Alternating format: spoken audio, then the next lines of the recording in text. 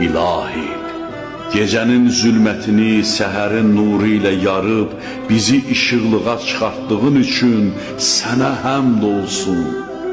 İlahi, ruzi əldə etmək üçün hər tərəfi işıqlandırdığın və bizi bəlaların təhlükələrindən qoruduğun üçün sənə həmd olsun.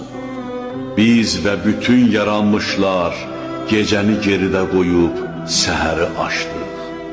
Sənin səmalarında və yerlərində hərəkətdə olan və ya hərəkətdə olmayan, istər havada uçuşan, istərsə də yerdə pünhan olan hər bir şey hamılıqla sənin qüdrətin altında səhəri açdı.